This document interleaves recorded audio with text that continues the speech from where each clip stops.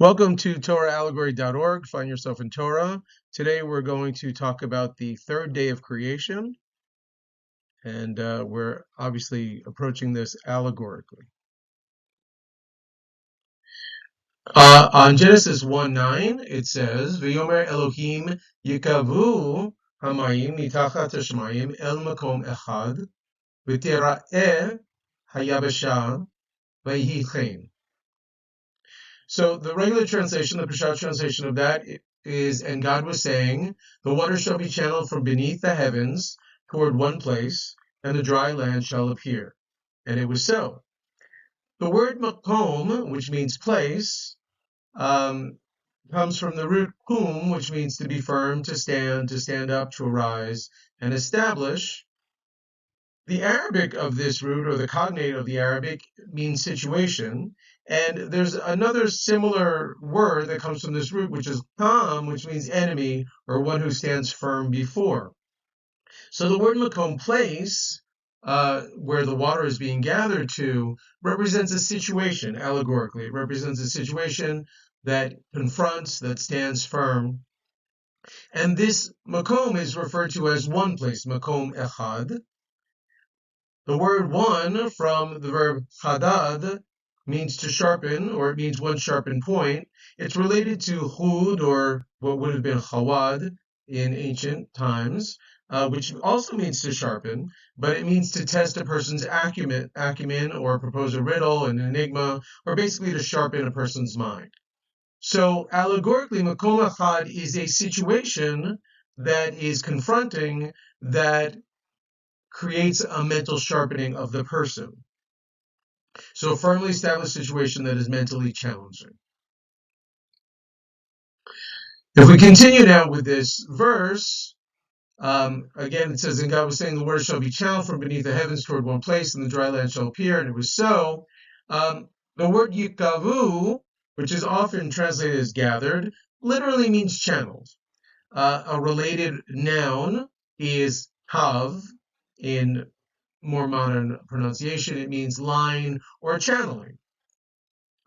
And as we've discussed many times before, the word mayim, or hamayim, the waters, comes from the word yam, which is sea, and this evolved from the root hama, so the word for water and sea means that which is stirred up.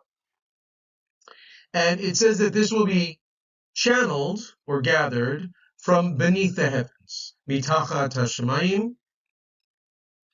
The word tachat means under, below, instead of, subdued by, under the influence of, at the disposal of in Ugaritic. Shemayim, as has often been said, means heavens or skies, and it literally means what is put or placed or arranged. It comes from the root shum, which is not used in the Tanakh, but it is used in other places in Hebrew. That root shum means to name, to appraise, to assess, to value, evaluate, estimate, to tax, to impose. It basically means to put forth or to impose. The similar root in Arabic means to impose, force, ordain, demand, treat justly, offer for sale, haggle, bargain.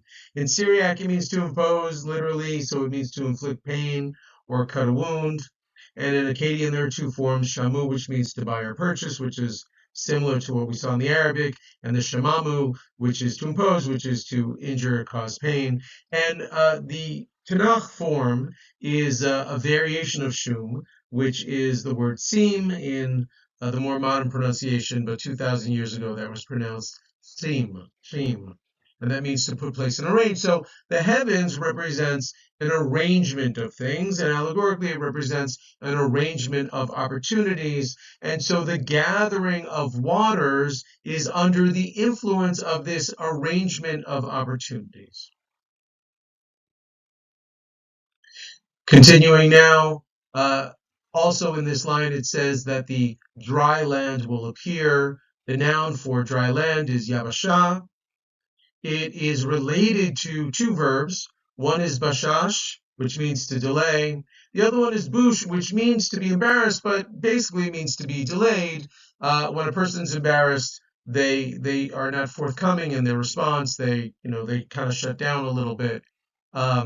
And the relationship here is that anything that's organic that is exposed to the elements dries up over a period or delay in time. So allegorically, the Yabashah represents a person's delaying.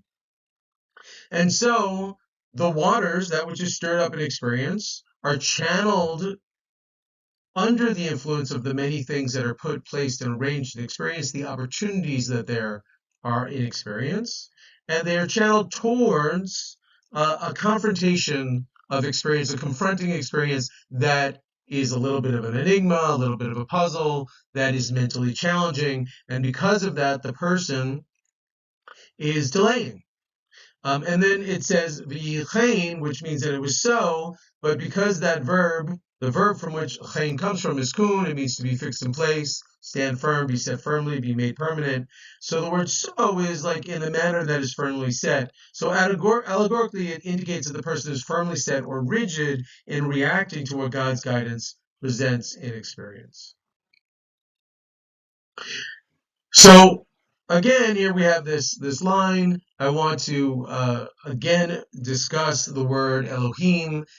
It is a plural noun that typically uses a singular verb when it refers to the monotheistic God. The singular noun is Eloah.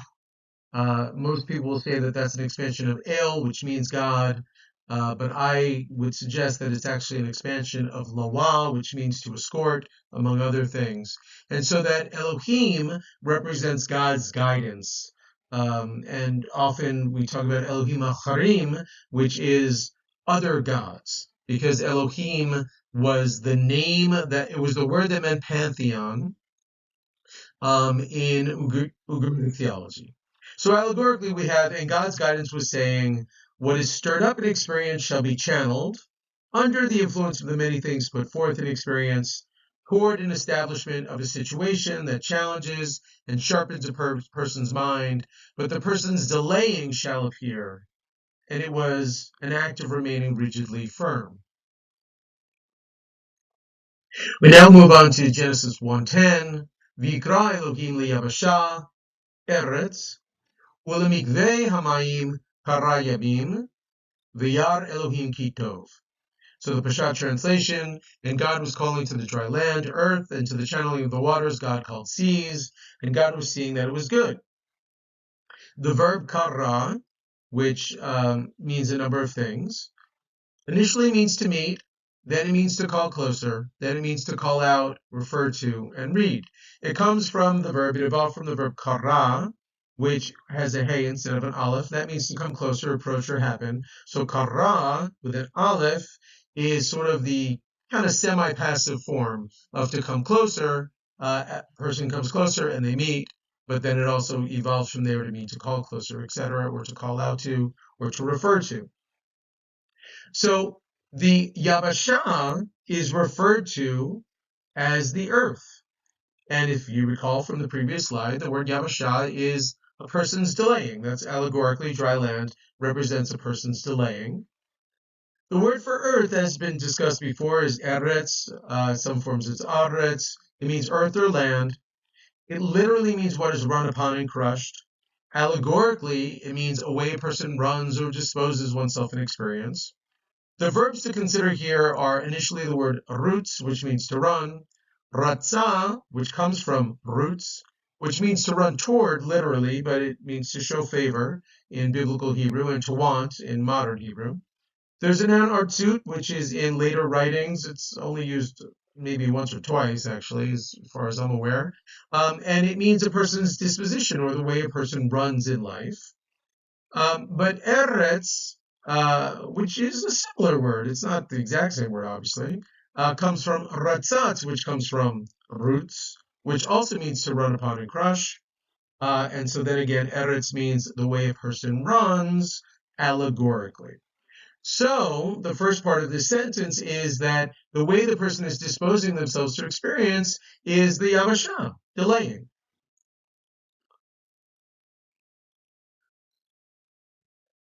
So here we have V'yikra Elohim liyabasha Eretz, which we said, and God was calling to the dry land earth, allegorically, and God's guidance was calling closer for the person's delaying. basically invoking a way of disposing oneself to experience. God is calling forth to us to run towards experience, to dispose ourselves to experience.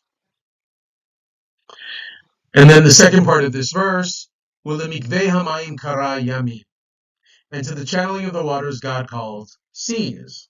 Again, mayim, water, comes from yamim or yam, seas, which both of them basically mean what stirred up from the verb hama. Other words that are related to that, as mentioned in previous videos, are hamon, a loud, riotous crowd, haim or haim, which means they in masculine and feminine form, which literally means those who are stirred up, and tahom, which is generally translated as the deep, but it basically refers to deeply stirred waters, ocean, lakes, water table, etc. And so allegorically we have, and for the channeling of what was stirred up, God called closer many things stirred up. The way that a person gets stirred up is to channel that, to make that happen. And at the end of this verse, it says, V'yar Elohim ki tov, and God was seeing that it was good. The verb ra'ah, to seeing, we can change those vowels around, and we get v'yera. V'yera means to be seen or being seen. And tov, good, basically means to well up. And there are some verbs here that are related to that I've mentioned in other videos. So the allegory here is, and God's guidance was appearing, or was being seen, because it was welling upward. And the sense of this is actually that we push into what there is of God's guidance, and then it wells upward. And so this is an expression of when there's a channeling of what is stirred up in experience, even though we're delaying, even though that's our way of disposing ourselves to experience, that by pushing into the experience, there's guidance that is received from God, from God's guidance. We now move on to a second part of this day. It's verse 11. V'yomer Elohim tadshe haaretz deshe esev mazria zera eitz pari ose pari limino asher zarovo al haaretz v'hichein. The Peshat translation. And God was saying, the earth shall sprout, grass, herb, sowing seed, fruit trees making fruit for its kind, that its seed is within it over the earth. And it was so. So the first part of this is Tadshe haaretz deshe. The earth shall sprout sprouts. Both the verb tadshe, which is shall sprout here, and the noun deshe, which is grass, derive or evolve from the root dasha, which is with a hey, and it means to thresh over and over something again and again. So to say that the earth will thresh and sprout grass, what is threshed over, is basically to say that the way a person runs an experience will go back and forth, threshing over experience, and that will produce this behavior of threshing over experience. So the grass, like the earth, represents an archetype, a way of a human behavior. So the earth is this manner in which a person runs to experience, and this first thing that we get, this first archetype of these three types of plants, is deshe, grass, which represents a person just sort of going back and forth in experience. So we have the allegorical translation here. The person's disposing oneself to experience shall thresh through experience over and over again, once threshing back and forth through experience. Continuing with this, we have now the second of the three types of plants, Esev Mazria Zera. The word Esev, or Efev, as it was previously pronounced thousands of years ago, literally means a place of settling down into. It means pasture land in other Semitic languages. It means herbs in Hebrew, in biblical Hebrew. It is related to the following verbs. Shuv, which literally means to settle back, and it's used to mean to return, to do again, to stay and remain. Shava, which also literally means to settle back, and it means to take captive. You go into a war situation, a battle situation, and you bring someone back. You take captive. Yeshav, again, literally means to settle back, but it's used to mean to sit or to settle an area or a region. Shabach, which means to settle down or be still, and Shabbat, which means to settle down, rest, or cease. So the herbage represents a behavior of settling down into experience. And when a person settles down into experience, they sow the seeds of engaging experience. And the seed scatters about and inserts itself into the fertile ground of experience for subsequent activity. It is different. It is in contrast to the desha. Desha is sort of just going back and forth, back and forth, back and forth. You don't really settle into anything. But when you do settle into something, when you do engage experience, there's potential there, and that's what the seed represents. The next part of this is the tree, and it says, Eitz peri, oseh peri limino, asher zarovo al haaretz. A fruit tree making fruit for its species or for its kind, that its seed is within it over the earth. The word for tree is eitz. It comes from the root utz, which means to push through or to hasten. The word for fruit, hori, you can see there's a whole bunch of verbal roots here that I marked out. They're all related to pori. If we look at parar in Akkadian, that means dissolved, broken up, scatter, roam. Para with an aleph means wildly disengaged being or to go wild. Parpar is to crumble, throw about, to convulse. Para means to make or be disorderly, chaotic. Parach means divide, crush, rub. You can look through this entire list. The basic idea here is that the fruit disengages from the tree, and all of these roots literally mean to disengage from.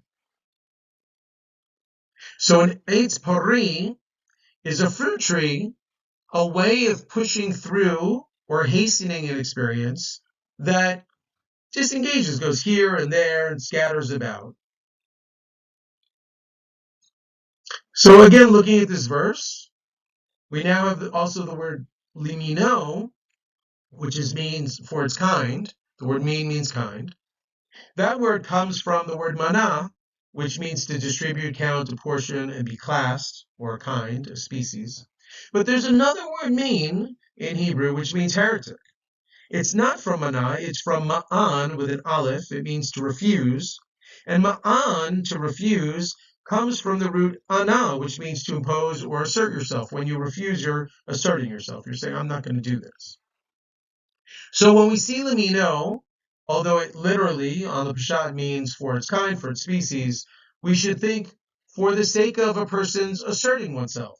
So we have now a fruit tree bearing fruit or making fruit, a way of pushing through experience, scattering about experience fruitfully, that makes a disengaging into experience for the sake of a person's asserting oneself. So now it's different than gesha, which is going back and forth and not engaging anything, or a sev, which is settling down into experience, which has potential to create activity, but it's not the same as the tree, which is a pushing through into experience. So again, allegorically, it's an act of hastening, pushing through, of scattering fruitfulness, making a scattering fruitfulness for its asserting itself, that it's scattering and inserting, engaging is with it, upon a person's disposing oneself to experience. So again, we have these three ways of behaving.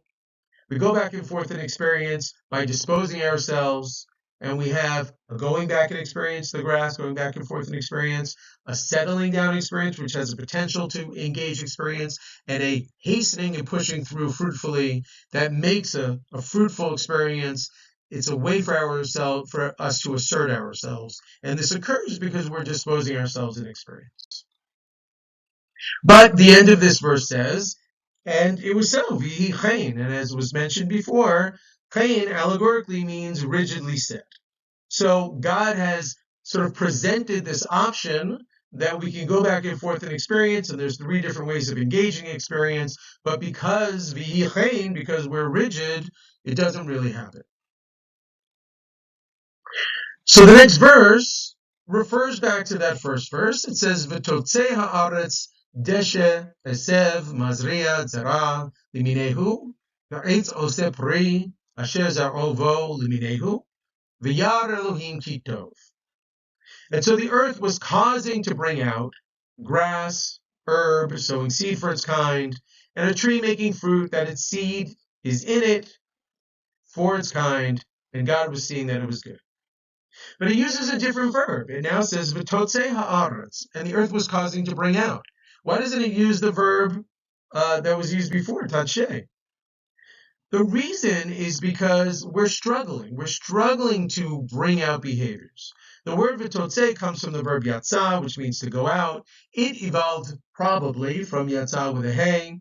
That evolved from natsa, which means to strive and struggle.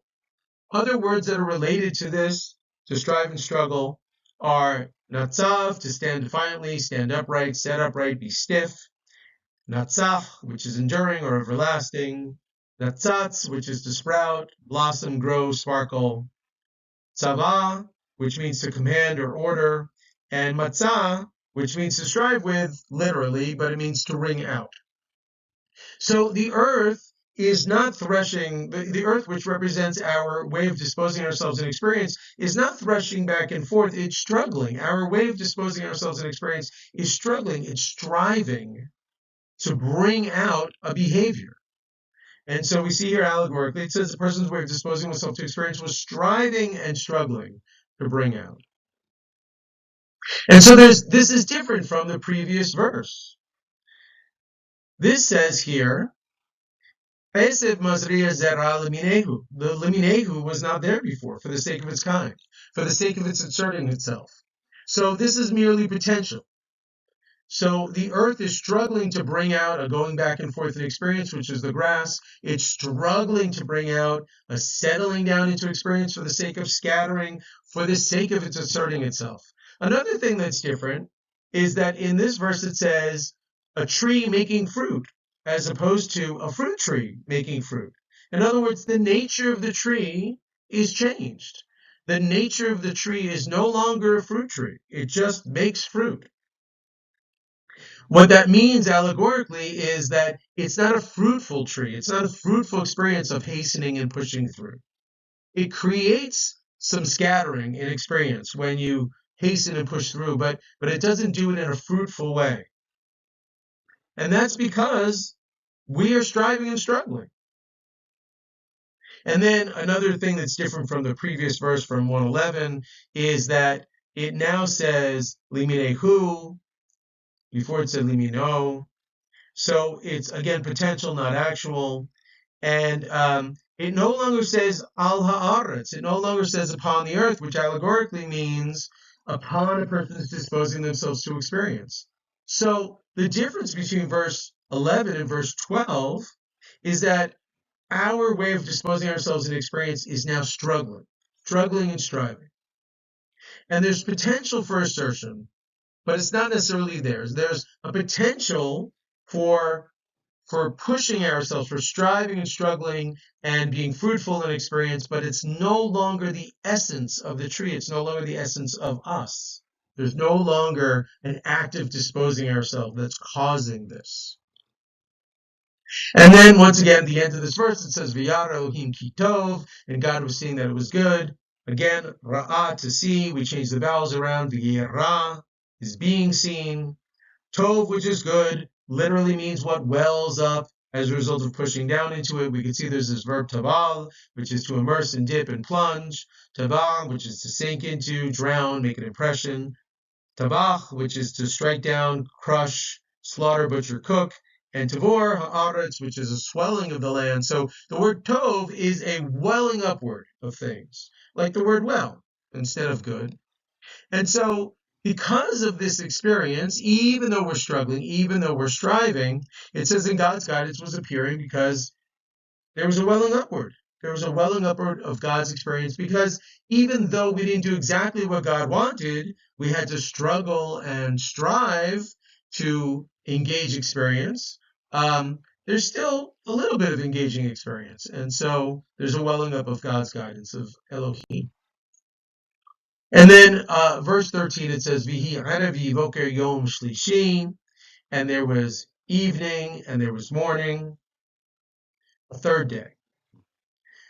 Erev, as has been mentioned before, evening, literally means a time of mixing. It's related to a word that means to confuse. So allegorically, this represents a person's being confused with what is seen and experienced. So everything that's going on here in this day is about God confronting us with with experience, and God instructing us to try to engage that experience.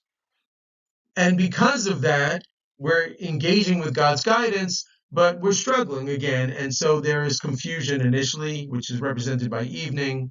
The word boker, morning, literally means a time of investigation. So it allegorically represents a person's making an investigation so as to resolve this confusion. And the word shlishi is an interesting word. It's related to the word shalah, which means to be relaxed or at ease. A doubling of this root means to hang down, to let down, lower toward, chain, couple, relax. Allegorically, the word for three represents an episode of dangling opportunity. Think about three fingers picking something up and something dangling. So what's going on here? And there was a time of confusion, and there was a time of investigation, a time causing a stirring, which is the word for day, one of dangling opportunities. We were confronted with the makom echad. Our reaction was the yabashah, a delaying reaction, not really engaging experience. The yichain, being fixed in place, being rigid. Then God tells us, okay, use your way of disposing yourself in experience to create these other behaviors, going back and forth in experience represented by the grass, settling down into experience, which is represented by the pasture land or the herb. And this gives us potential to engage experience or really, really push yourself, really, really strive in a fruitful way to engage experience. But that didn't happen. We strove and we struggled, and we didn't make a fruit tree bearing fruit or making fruit. We just had a tree, just a way of striving, a way of pushing, a way of hastening, but it wasn't a fruitful hastening. And so this represents dangling opportunities, potential, but not quite fully engaging experience as perhaps God intended. I hope you enjoyed this video. I know there were some errors in the writing here. I apologize for that, but we'll make sure that doesn't happen in the future. Please like, subscribe, leave comments, and watch my other videos, okay? Have a great day.